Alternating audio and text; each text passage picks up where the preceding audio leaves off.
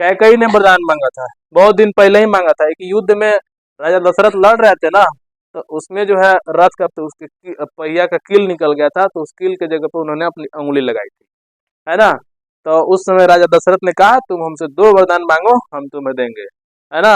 कैकेयी होशियार, अच्छा जब बारी आएगा तो हम खुद ही मांग लेंगे, आपको टेंशन का जरूरत नहीं है कि नहीं। तो वही बारी आ गया, कैकेयी के लड़का भरत, कौशल्या के लड़का श्री राम, है ना, है ना। अब हम भरत को राजा बनाएंगे और राम को कहाँ भेजेंगे, 14 वर्ष का वन। तो देखो कितना समझदारी है। अब समय आ गया है। उसी वक्त कैकेयी ने क्या कहा, अब वो समय आ गया है महाराज, अब हमें वो वरदान दे दीजिए।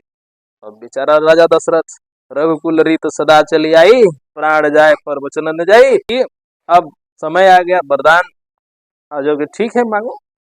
तो मांगे क्या, राम को 14 वर्ष के लिए वनवास और भरत का राज तिलक। अब पैरों तले जमीन खिसक गए राजा दशरथ की, ये तुमने क्या मांगा।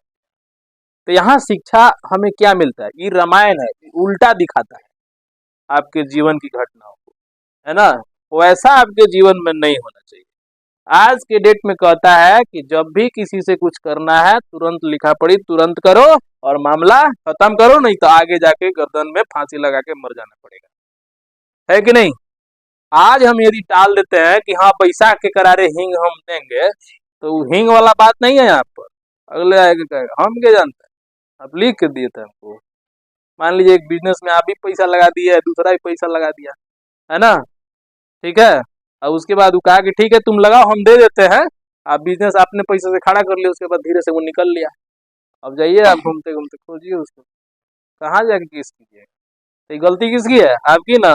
तो रामायण हमें सिखाती है जो भी लिखा पढ़ी करना है तुरंत करो, उसको किसी समय के लिए मत टालो, वरना तुम्हारे गले का घेर बन सकता है। ऐसा समझ में, तो रामायण में हर चीज दिखाई गई है, लेकिन हर चीजें उल्टी है, आपको उसको सीधा करके समझ, है कि नहीं, सीधा करके समझना, ठीक है।